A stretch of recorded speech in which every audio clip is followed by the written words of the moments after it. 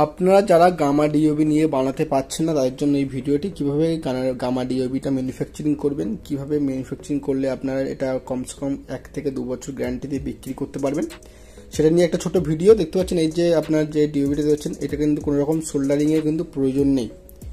এটা ডিওবিতে কোনো সোল্ডারিং প্রয়োজন নেই। দুটো কাঁটা দেখতে পাচ্ছেন এবং এখানে কিন্তু রেজিস্ট্যান্ট ইউজ করতে হবে, এমইডি ইউজ করতে হবে এবং এর যে টোটাল সেট এটা কিন্তু টোটাল একটা সেট আছে। এটা কিভাবে বানাবেন প্রথমে আপনাকে বলে দেবো।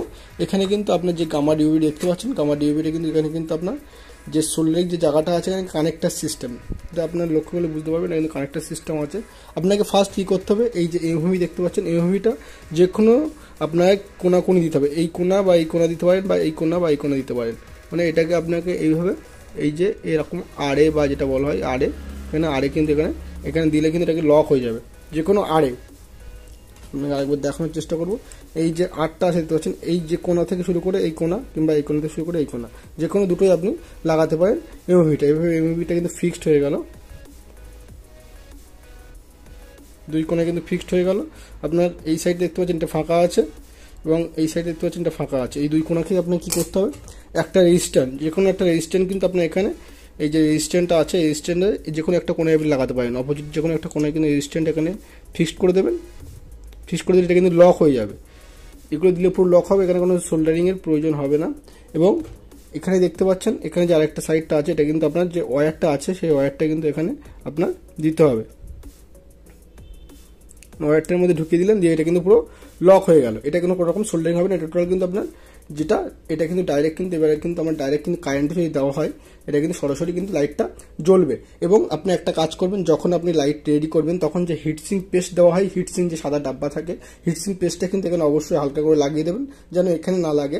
বাকি যে সাইডটা আছে পুরো সাইডটা কিন্তু হিটসিং পেস্টটা ভালোভাবে কিন্তু আপনি লাগাবেন।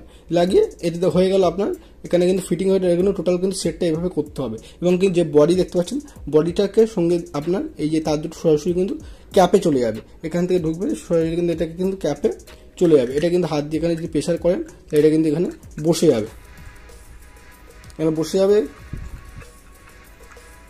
এবং এটা যেটা আছে এই যে ক্যাপটা আছে ক্যাপটা কিন্তু আপনার এখানে দিয়ে এখানে কিন্তু আপনাকে ক্যাপটা পাঞ্চ করে নেবেন।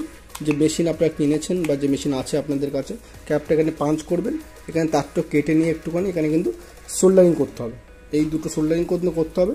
আর এই যে ডিওবিতে কোনো রকম সোল্ডারিং নেই, এটা দেখুন ডিওবিতে কোনো রকম সোল্ডারিং নেই। দিয়ে এখানে যে ডিফিউজার আছে ডিফিউজার হাত দিয়ে কিন্তু এখানে চাপতে হবে।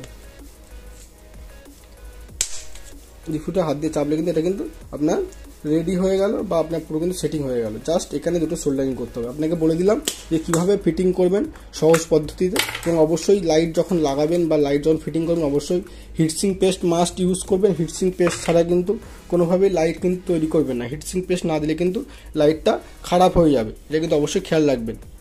আপনারা যারা ব্যবসা করবেন ভাবছেন তারা কিন্তু অবশ্যই আমাদের নাম্বারে কন্ট্যাক্ট করতে পারেন এবং যাবতীয় এলইডি লাইটে যাবতীয় র মেটেরিয়াল মেশিনপত্র সব কিছু নিয়ে কিন্তু ব্যবসা স্টার্ট করতে পারেন। ধন্যবাদ, সবাই সঙ্গে থাকবেন এবং কন্ট্যাক্ট করবেন।